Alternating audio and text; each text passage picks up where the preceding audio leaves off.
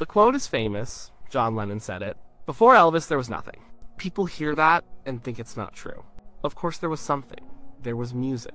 There were great singers. There was Frank Sinatra, Bing Crosby. There were bluesmen in the Delta. There was country music from Nashville. There was jazz in the cities. So what did Lennon mean? Was he just being dramatic? No. He meant it. To understand what he meant, you have to understand the world he grew up in. A world of gray, post-war Britain, rationing and rubble, a world run by adults, for adults. The music on the radio was for them too. It was polite. It was professional. It was safe. It was music made by people in suits who never broke a sweat. It was about romance, but a kind of storybook romance. It had no danger. It had no pulse. For a restless kid like John Lennon, a teenager full of anger and energy he didn't understand, that music was nothing. That it was wallpaper. It didn't speak to him. It didn't see him. It was from another planet. So, when he said nothing, he meant nothing for him. Nothing for his generation. Nothing that felt real. And then, a sound came across the ocean. A sound that was a spark in the grayness. It was the sound of freedom. The sound of a young person making a noise that was their own. It was raw. It was exciting. It was a little bit scary. The question is, was this specific song the beginning of that? The one you're asking about, the first one. Was this the record that changed everything? Let's go back. Not to Liverpool just yet. Let's go to Memphis, Tennessee. The year is 1954. The summer. It's hot. Sticky. The air is thick with the sound of cicadas and the smell of the Mississippi River. Memphis was a crossroads, a place where music collided. You had the blues coming up from the Delta. You had country music from the hills and the Grand Ole Opry radio waves. You had gospel music pouring out of the churches on Sunday morning. It was all there, living side by side. But it was separate. There were invisible walls between these sounds. White music and black music, country and blues, sacred and secular. You just didn't mix them. There was a man in Memphis named Sam Phillips. He ran a small recording studio. It was called the Memphis Recording Service. On the sign outside, it said, "We record anything, anywhere, anytime." And he did. He'd record weddings, speeches, whatever, but his real love was music. Specifically, the raw, honest music of the city. He started a record label, Sun Records. Sam wasn't a typical record executive. He wasn't looking for polish. He was looking for feeling. He loved the blues. He recorded guys like Howlin' Wolf and B.B. King. He understood the power and the soul in that music. But he also knew the reality of 1950s America. It was a segregated country. Black artists on race records stations had a ceiling. They couldn't cross over to the big mainstream pop radio stations. The money, the fame, it was mostly off limits. Sam Phillips used to say something. He said it to anyone who would listen. If I could find a white man who had the Negro sound and the Negro feel, I could make $1 billion. It sounds cynical now, but it was also a kind of wish. A wish to bring this powerful music he loved to the widest possible audience. He wasn't trying to steal it, he was trying to translate it. He was looking for a lightning rod. One day, a young truck driver walked into his studio. He was 19, he was shy. He had long sideburns and wore flashy clothes that didn't quite fit the mold. He wanted to make a record for his mother's birthday. That was the story, anyway. He paid us $4, he sang a couple of slow, syrupy ballads, the kind of stuff the crooners on the radio were singing. Sam's assistant, Marion Kiesker, was there. She saw something. She asked him, "Who do you sound like?" The kid mumbled, "I don't sound like nobody." She wrote that down. She added a note, "Good ballad singer. Hold." For months, nothing happened. The kid kept hanging around the studio, hoping. Sam Phillips wasn't convinced. The ballads were okay, but they weren't special. They didn't have the spark he was looking for, but Sam decided to give him a real try. He called in a couple of local musicians, a guitar player named Scotty Moore, a bass player named Bill Black. They were country guys. They played in a local band. They were solid, professional. The session was a failure. They tried ballad after ballad. It was stiff. It was awkward. The young singer was nervous. He couldn't find his groove. The musicians were just going through the motions. Sam Phillips in the control booth was about to call it a night. It just wasn't working. Everyone was tired and frustrated, and then, in that moment of failure, the magic happened. They took a break. The pressure was off. The kid picked up his acoustic guitar. He wasn't trying to impress anyone anymore. He was just fooling around. He started playing a song. An old blues song. He knew it from the radio. A song written and recorded by a man named Arthur Big Boy Crudup. But he didn't sing it like Arthur Crudup. He couldn't. He didn't have that life, that experience. He sang it like a 19-year-old kid full of nervous energy. He sped it up. He slapped the back of his guitar for rhythm. His voice jumped and cracked. It was playful. It was wild. It was a sound full of joy and abandon. Bill Black, the bass player, heard it. He grabbed his big stand-up bass and started slapping a rhythm against it. It wasn't a blues rhythm. It wasn't a country rhythm. It was something new, a driving, frantic beat. Scotty Moore, the guitarist, jumped in. He started playing these fast, clean, country-inflected guitar licks over the top. The three of them locked in. For a few moments, they were just playing, for fun, making a noise in a hot room on a Monday night. In the control booth, Sam Phillips' head shot up. He stuck his head out the door. "What was that?" he yelled. The musicians stopped, confused. They thought they were in trouble. "We don't know," they said. "Well, find out where you started," Sam said. "And do it again." He hit the record button. What they captured on tape was lightning in a bottle.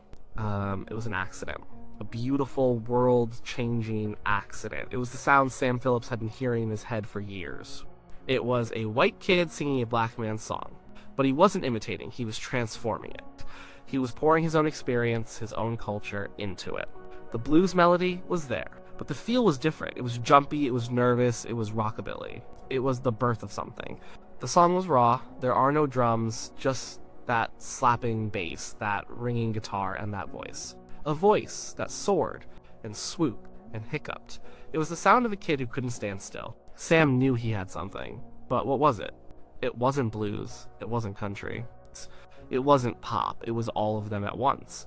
And none of them. To make a single, you need a B-side. Another song for the other side of the record. They needed something to pair with this strange new sound. They tried a few things, nothing worked. Then Bill Black, the bass player, started goofing around again. He started singing a country song in a high, silly voice, a song by the father of bluegrass, Bill Monroe. It was a slow, mournful waltz called Blue Moon of Kentucky. The kid and Scotty joined in. But they didn't play it like a waltz, they played it fast. They gave it the same frantic, driving rhythm as the other song. They turned a sad country song into a rock and roll rave-up. Now, Sam Phillips had it. A perfect pair. On one side, a blues song played like a country song. On the other side, a country song played like a blues song. The two sides of the American musical soul fused together by the energy of a 19-year-old. But would anyone play it? There was a disc jockey in Memphis named Dewey Phillips. No relation to Sam, Dewey had the most popular radio show in town, Red, Hot, and Blue. He was a wild man on the air. He played everything.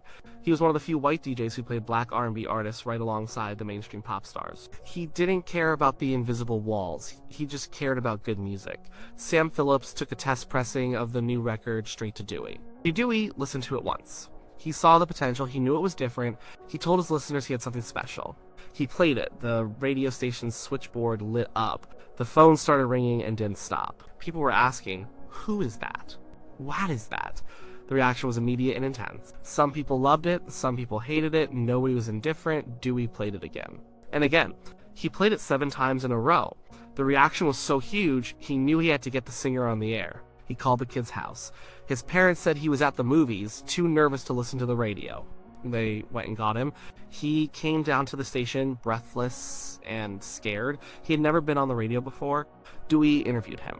The most important question he asked was a simple one, a coded one.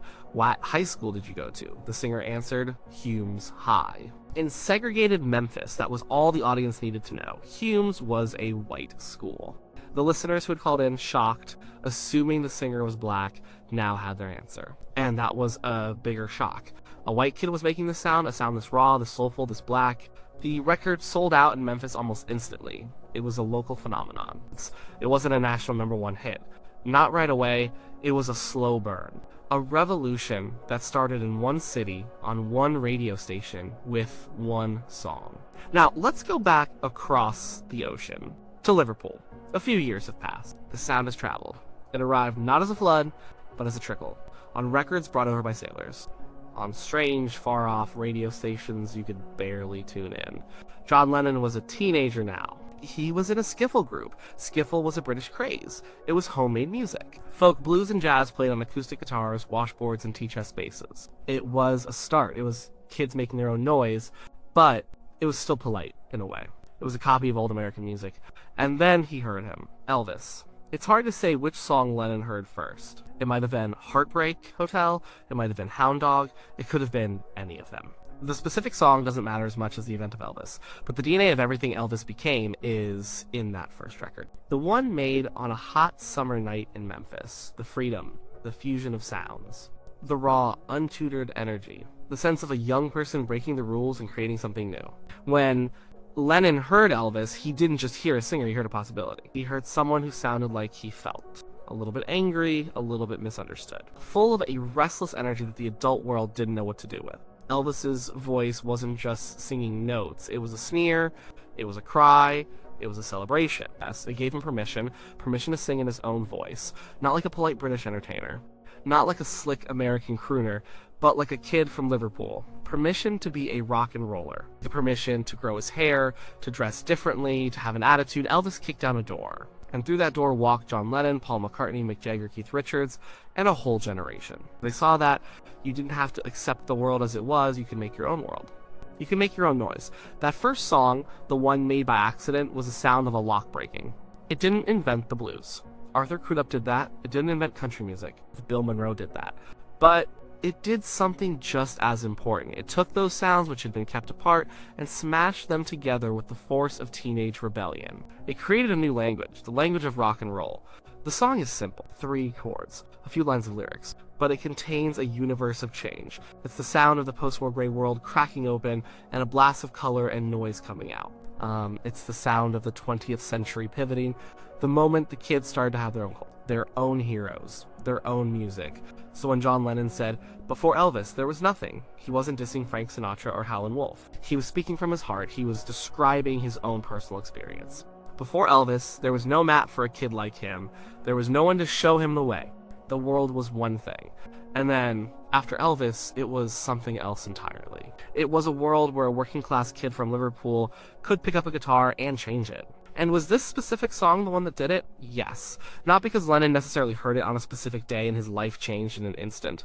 But, because the song is in the beginning of the story. It's Genesis, chapter 1 of the Book of Rock and Roll. It is the moment the spark ignited the flame.